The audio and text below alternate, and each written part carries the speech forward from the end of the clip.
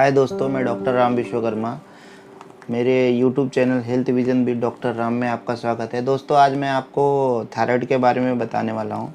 Thyroid होने के कारण क्या क्या हैं, लक्षण क्या क्या हैं उसके, आदमी में क्या लक्षण मिलते हैं, औरत में क्या लक्षण मिलते हैं, बच्चों में क्या लक्षण मिलते हैं, और अगर थायराइड किसी को लक्षण किसी को दिख रहे हैं तो कौन से रिपोर्ट कराने चाहिए, और रिपोर्ट में क्या क्या देखना चाहिए जिससे कि मालूम पड़े हमें किस प्रकार का थायराइड है, क्योंकि थायराइड भी दो प्रकार के होते हैं।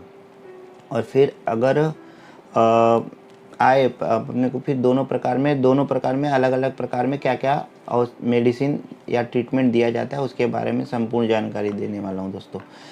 और अगर आपको संपूर्ण जानकारी थायराइड की चाहिए तो मेरे इस वीडियो को अंत तक देखें दोस्तों। थायराइड होने का कोई एग्जैक्ट कारण आज तक तो मालूम नहीं पड़ा है, लेकिन ज़्यादातर बोला जाता है कि अगर माँ बाप को है तो बच्चे को थायराइड होने के चांसेस ज़्यादा रहते हैं। दूसरा, कहीं कहीं मैंने पढ़ा हूँ कि थायराइड है जो हम लोग कोटिंग वाले बर्तन यूज़ करते हैं, नॉन स्टिकी बर्तन जो यूज़ करते हैं, और ज़्यादातर फ़िल्टर वाला पानी पीने वाले को भी थायराइड होने के चांसेस रहते हैं। और भी मेडिकली कारण हैं जहाँ तक मुझे मालूम है। जैसे ज़्यादातर थायराइड लेडीज़ को ही होता है, सबको मालूम है। उसके पहले मेन कारण है कि डिलीवरी के बाद ही जितनी औरत लोग को ज़्यादातर होता है थायराइड, अगर डिलीवरी के बाद ही ज़्यादातर उनको थायराइड होने के चांसेस ज़्यादा रहते हैं, क्योंकि उसमें क्या हार्मोनल इम्बैलेंस बहुत ज़्यादा होता है, हार्मोन कम ज़्यादा बॉडी में ज़्यादा होते रहता है। और बहुत सारी औरत लोग एमटीपी किट खाती हैं, बच्चों गिराने वाला किट खाती हैं, और या तो सफैया कराती है। सफैया कराने के बाद या एमटीपी किट खाने के बाद भी अगर हार्मोनल इम्बैलेंस होता है बॉडी में तो भी उनको थायराइड होने के चांसेस ज़्यादा रहते हैं। फिर बच्चों में है, छोटे बच्चों में। अब ये सब तो कारण हो गए। अब उनके लक्षण क्या है, क्या क्या दिखता है बॉडी में कि उनको लगेगा कि थायराइड है। पहला तो अगर हम लोग स्टार्ट करते हैं बच्चे से, अगर बच्चों में थायराइड रहेगा तो हाइपोथायराइडिज्म अगर रहा, मतलब हार्मोनल कम निकल रहा है, थायरोक्सिन हार्मोन कम बॉडी में निकल रहा है, तो उसमें क्या होता है, बच्चे का हाइट नहीं बढ़ता, बच्चा सिर्फ मोटा होते रहता है, एकदम मतलब शांत रहता है, किसी से बात नहीं करता, कुछ नहीं, और उसके आवाज़ में भी चेंजेस रहते हैं। और वही अगर लेडीज़ में देखा जाए तो उसमें क्या क्या लक्षण लेते हैं, लेडीज़ में ज़्यादातर लक्षण यही रहेगा, उनके बाल ज़्यादा झड़ते हैं। हाइपोथायराइडिज्म में, हाइपो मतलब जिसमें हार्मोन कम सीक्रेट हो रहा है, थायरोक्सिन हार्मोन जो हम बाहर से फिर उनको देते हैं, उसको हाइपोथायराइडिज्म बोलते हैं। इसमें क्या रहता है, लेडीज़ को बाल ज़्यादा झड़ता है, शरीर सूजन आ जाता है, शरीर मतलब धीरे धीरे मोटापा होते रहता है उनको। तीसरा, उनको पेट नहीं साफ होता है, उनको कभी ठंड लगेगा, कभी बुखार लगेगा, शरीर पे आते हैं, मतलब बोलते हैं बाल बढ़ने लगते हैं, यहाँ पे ज़्यादा बाल आने लगता है लेडीज़ को। फिर उनको चलने पे सांस फूलने जैसा शिकायत होता है, और ज़्यादातर उनको एमसी का प्रॉब्लम रहता है, पीरियड का प्रॉब्लम रहता है, ज़्यादा ब्लीडिंग जाता है, या टाइम पे नहीं आता है, या 2 महीना 3 महीने बाद आता है, या बीच में 2-3 बार आता है, मतलब पीरियड इरेगुलर रहता है, ये सब होता है। और हाइपर में क्या होता है, हाइपर में उसी में लेडीज़ को क्या होता है, हाइपरथायराइडिज्म किसी को मतलब ज़्यादा हार्मोन सीक्रेट होता है तो उसको जुलाब हो जैसा होता है, और यहाँ पे घेटी बढ़ जाता है, ये हाइपरथायराइडिज्म होता है। और यही आदमी में अगर देखा जाए, हाइपोथायराइडिज्म में मतलब जब थायरोक्सिन हार्मोन कम सीक्रेट होता है तो उनको कमजोरी बहुत लगता है और बीपी लो रहता है। और ये हाइपोथायराइडिज्म में जिस पेशेंट का चेक करेंगे तो बीपी हमेशा कम दिखाएगा, लो दिखाएगा।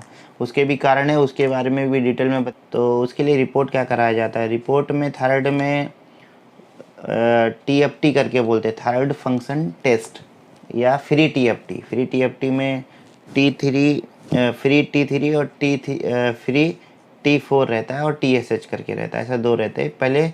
और टीएफटी करते हैं थायराइड फंक्शन टेस्ट, उसके बाद फ्री टीएफटी करते हैं लास्ट में, अगर ज़्यादा ही एक्यूरेट रीडिंग चाहिए तो पहले ज़्यादातर हाइपोथायराइडिज्म में क्या देखा जाता है, तो इसमें दो चीज़ मोस्टली देखते हैं, T4 और TSH। अगर T4 का लेवल कम है तो उसको हाइपोथायराइडिज्म बोलते हैं, और TSH का लेवल भी अगर ज़्यादा है, TSH thyroid stimulating hormone, TSH का लेवल ज़्यादा है तो भी उसको हाइपोथायराइडिज्म माना जाता है।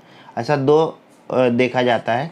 और यही हाइपरथायराइडिज्म में देखना रहेगा तो T4 का लेवल अगर ज़्यादा रहेगा तो उसको हाइपरथायराइडिज्म बोला जाता है।